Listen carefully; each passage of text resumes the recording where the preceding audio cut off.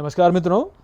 तो मित्रों, हम बृहदारण्यक उपनिषद के प्रथम अध्याय के चौथे ब्राह्मण का जो छठा मंत्र है उसका पाठ कर रहे थे, और मुझे लगता है कि आज के वीडियो में हम इस मंत्र का पाठ संपन्न कर लेंगे।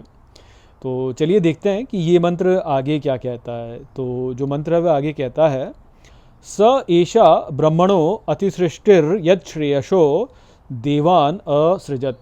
अर्थात उसने इस ब्रह्म की महासृष्टि की जिसने श्रेष्ठ देवताओं का सृजन किया। अथ यन मर्त्यः सन्न अमृतान असृजत तस्माद् अति सृष्यति। अर्थात अब जो मरता है उसने अमर का सृजन किया, इसलिए महासृष्टि है। अतिसृष्ट्याम ह अस्य एतस्याम भवति य एवं वेद। अर्थात महासृष्टि इसकी इस ही में हो जाती है जो इस प्रकार से जानता है। तो यहाँ पर अब बताया जा रहा है कि वो जो है उसने आगे तब ब्रह्म की महासृष्टि की, और उस ब्रह्म ने फिर आगे श्रेष्ठ देवताओं का सृजन किया। और क्योंकि ये मरता है और ये मरने वाला जो है उसने अमर का सृजन किया है, इसलिए ये महासृष्टि है। और इस प्रकार से जो जान लेता है उसकी इस मरने में ही आप कह सकते हैं महासृष्टि हो जाती है। अर्थात वह जन्म मृत्यु के ही परे चला जाता है।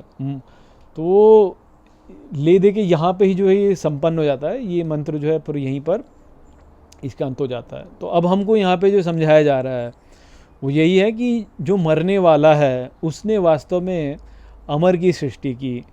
अब देखिए हम यहाँ पे क्या करते हैं, हमारा जीवन है, अब आप देखिए तो वो तो मरने वाला ही जीवन है ना, हम तो मरते ही हैं। मनुष्य जो है वह तो वो तो मरेगा ही, वह अमर है नहीं। तो जैसे कहते हैं ना कि मॉर्टल और इमॉर्टल, तो मनुष्य जो है वह तो मॉर्टल है, उसकी मृत्यु होती है। परंतु जो देवता हैं, जैसे बोला गया है कि मनुष्य के शरीर में ही सभी देवता हैं बैठे हुए वास्तव में, और देवी देवता जो हैं वह तो नहीं मरते, वह तो सदा के लिए रहते हैं, वह अमर हैं। तो जो मरने वाला है उसके शरीर में ही वास्तव में अमर विद्यमान है। तो ये अब आप देखिए कि कैसे है, यानी मरने वाले के भीतर जो है वह अमर विद्यमान है। अब यह ही जो बात है वह ही वास्तव में महासृष्टि है। तो आप देखिए कि जो बृहदारण्यक उपनिषद है उसका आरंभ जो हुआ वह अश्वमेध की परिभाषा से हुआ। और अश्वमेध जो है उसको हमने जाना कि वह क्या है, वह बलिदान देने वाला है। तो ये जो हम मरते हैं ये वास्तव में हमारा बलिदान है। हम यहाँ पे आए ही बलिदान के लिए हैं, ये बात हमको समझनी है यहाँ पर। तो बस इस बात को हमें स्वीकार कर लेना चाहिए कि हम यहाँ पे भोगने के लिए नहीं आए हैं, हम यहाँ पे बलिदान देने के लिए आए हैं। हमारे जीवन का लक्ष्य ही है बलिदान देना। और जो देवी देवता हैं, भोगने का जो काम है वह हमको उन पर ही छोड़ देना है, क्योंकि वह ही हैं जो कि भोगने वाले वास्तव में हैं। हम भोगने वाले हैं नहीं, हम यहाँ पे कुछ ही भोगेंगे नहीं। और हम वास्तव में देवताओं से श्रेष्ठ हो जाते हैं जब हम इस बात को समझ लेते हैं। जब तक हम जो है भोग के चक्कर में पड़े रहेंगे कि हम तो भोगें, हम यहाँ इस संसार में आए हैं भोगने के लिए, तब तक हम देवताओं के अधीन रहते हैं, देवता हम पर चढ़े रहते हैं तब। और वो वास्तव में भोगते वास्तव में वह ही हैं, और हमारा तो बलिदान ही हो जाता है। परंतु यदि हम इस बात को स्वीकार कर लें कि हम यहाँ पे भोगने के लिए आए ही नहीं हैं, हम तो यहाँ पे बलिदान देने के लिए आए हैं, तब हमारी जो अवस्था होती है वह देवताओं से ऊपर हो जाती है। हम मरने वाले होकर के वास्तव में अमर के निर्माता हो जाते हैं, और इस प्रकार से जो है अति सृष्टि महासृष्टि वाले हो जाते हैं, महासृष्टिकार हो जाते हैं। ये जो संपूर्ण सृष्टि है इसके ऊपर हमारी प्रधानता हो जाती है तब, यदि हम इस बात को स्वीकार कर लें कि हम यहाँ पर बलिदान देने के लिए आए हैं।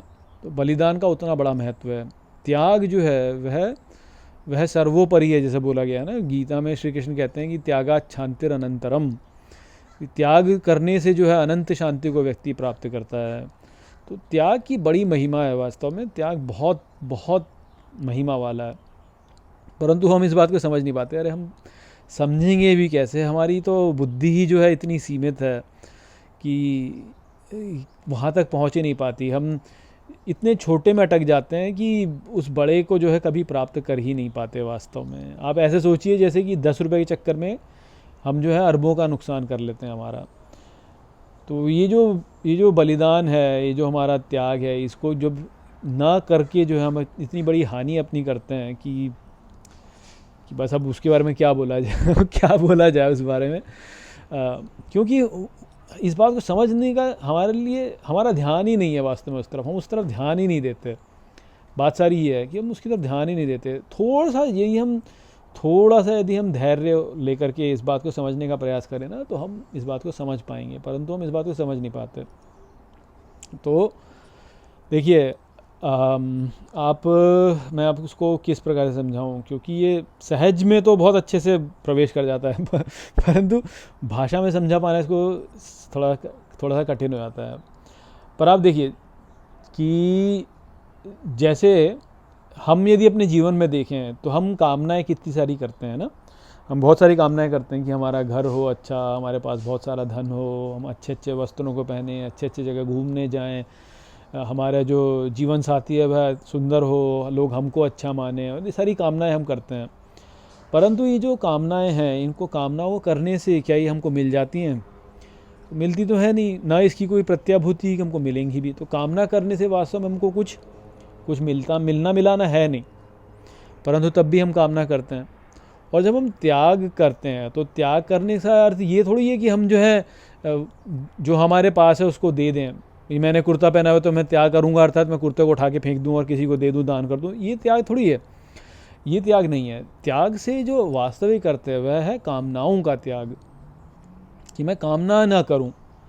तो जो कामना नहीं करेगा जो व्यक्ति, उसने त्याग किया है वास्तव में। अब देखिए कि बहुत से ऐसे भी लोग हैं जिनको कि पहनने को कपड़े नहीं हैं, पर क्या उन्होंने वास्तव में कपड़ों का त्याग किया हुआ है? तो नहीं, क्योंकि मन में कामना तो है कि मुझे कपड़े चाहिए।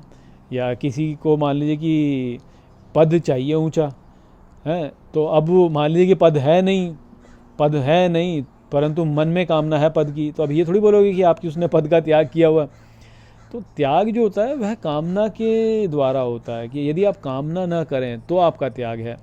किसी व्यक्ति के पास में यदि उच्च पद है भी परंतु वह उस उच्च पद को महत्व नहीं देता, तो उसने त्याग किया हुआ है, भले ही वो उस पद पे है। अब उसकी हो सकता है कि नियत ही ऐसी हो कि उसको वो कार्य करना पड़ रहा हो, तो इसलिए वह उस पद पे है, परंतु उस पद को महत्व नहीं देता, तो कामना नहीं करता उसकी, तो उसका त्याग है।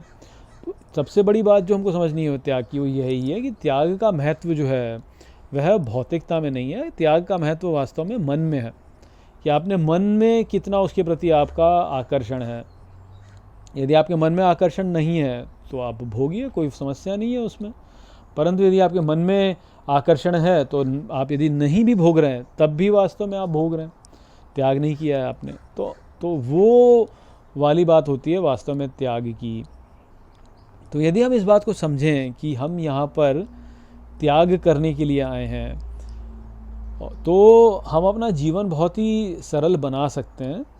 हम अपने स्वरूप को तब जान सकते हैं, क्योंकि क्या होता है कि जब हम त्याग नहीं करते हैं तो हमारा जो मन होता है वह उस कामना में ही रहता है, उस कामना की जप में लगा रहता है।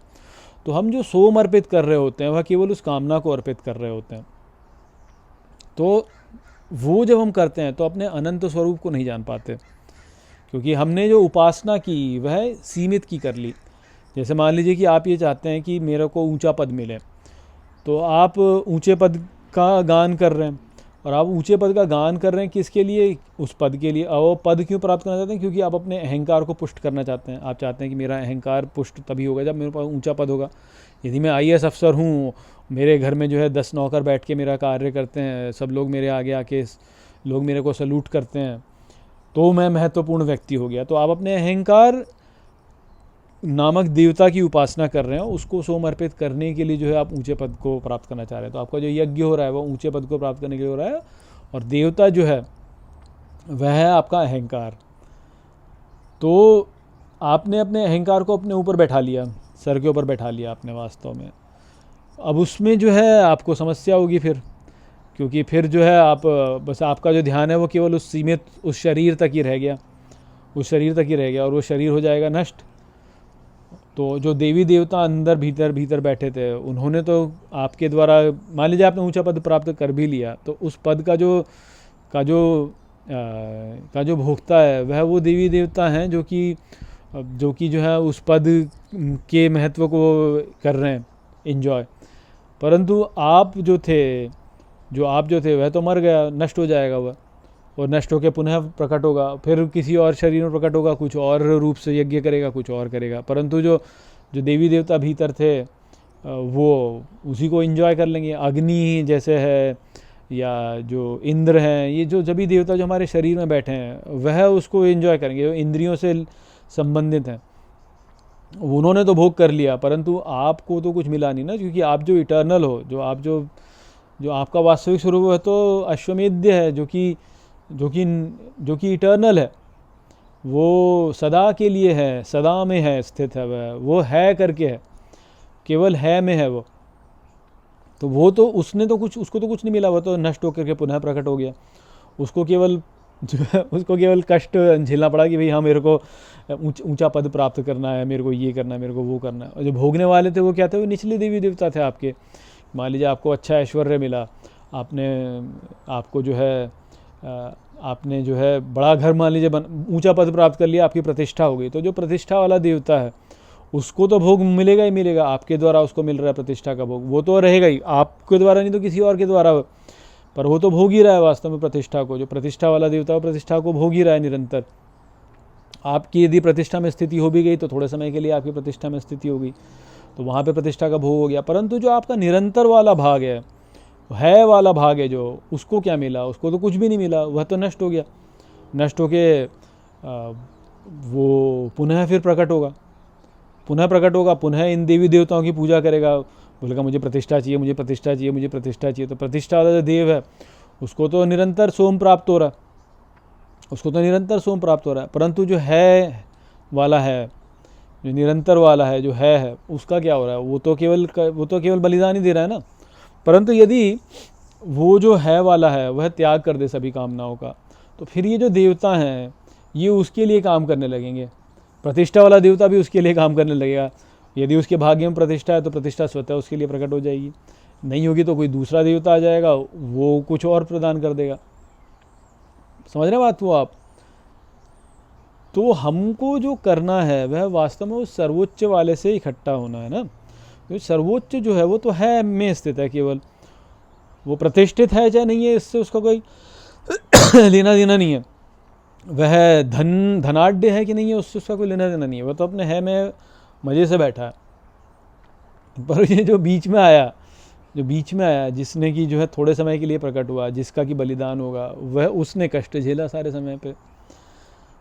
तो इसलिए जो है हमको यहाँ पे जो समझना है वो यह ही है कि अपनी अवस्था यदि हम है में रख लें, सब कुछ त्याग दें, तो हम सर्वोच्च में हो जाएंगे, फिर हम सर्वोच्च में अवस्थित हो जाएंगे।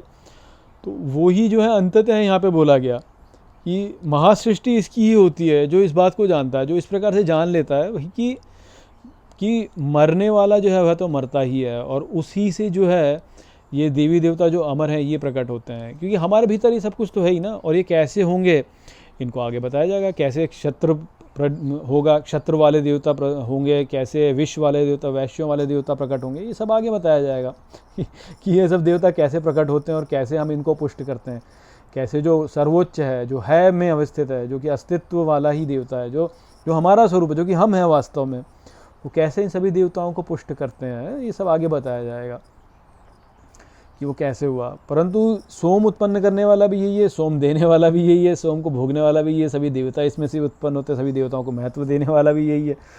और कैसे ये जो है बिना त्याग करे इन सब पचड़ों में फंस करके जो है इन देवी देवताओं के अधीन हो जाता है, और अधीन होकर के जो है इनकी दास्ता करता है, और कैसे जो है वह इन देवी देवताओं की दास्ता से ऊपर उठ करके उनको अपने अधीन कर सकता है, वो सब आगे अब हम समझेंगे। वो यहाँ पे विषय था, ये बहुत ही लंबा समय लगा मुझे आपको इसको कुछ समझाने में, परंतु आशा करता हूँ कि मैंने यहाँ पे समझा दिया होगा। इनको बैठ कर करके इन पर चिंतन कीजिए तो आप इनको और अच्छे से समझ पाएंगे कि यहाँ पे क्या बताया गया है। इसी के साथ इस वीडियो को मैं यहीं पे समाप्त करता हूँ। नमस्ते।